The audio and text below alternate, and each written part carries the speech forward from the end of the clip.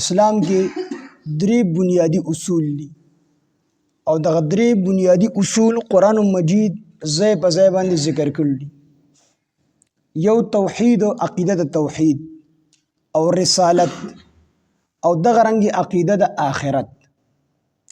دا درې عقیدی او دا بنیادی اصول دي د اسلام. توحید د الله وحدانیت دا قرآن مجید ځای په ځای باندې ډیر زیات په قرآن مجید کې ذکر دی.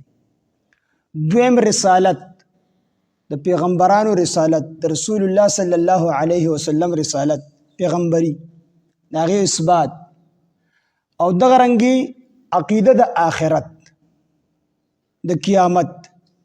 نو چې کله انسان ته د آخرت ته عقیده حقیقت واضح شي نو دا انسان په دنیا کې د ډیرو سيزونو نه بچ کیږي او ډیر فائدې دا انسان حاصلولی شي، بلکې په دنیا کې اطمینان راځي، سکون راځي، امن راځي په دې عقیده سره چې کله د آخرت ته عقیده حقیقت انسان ته واضح شي. لکه مثال په تور یو کس په دې خبره باندې پوه شو چې دا الله مخې ته ودرېدي دي، په خوله مونږ ټول وایو خو د زړه نه مونږ دا خبره نه تسلیم کړی چې مونږ الله به ما سره حساب او کتاب کې محاسبه وکړي الله د یو عمل.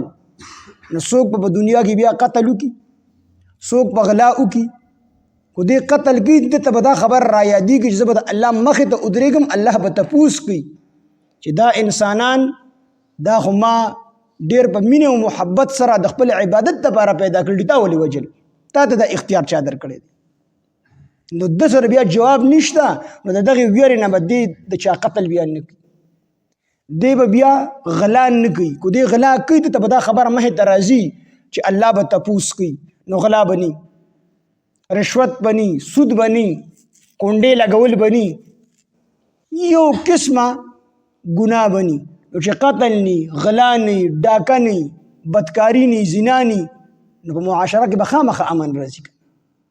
نو د توحید او د رسالت او دغه رنګي عقیده د آخرت دا درې عقیدې د بنیادی اصول دي د اسلام، او دا نور چې څومره عقیدې دي دا ټولې د دې لاندې داخلي دي.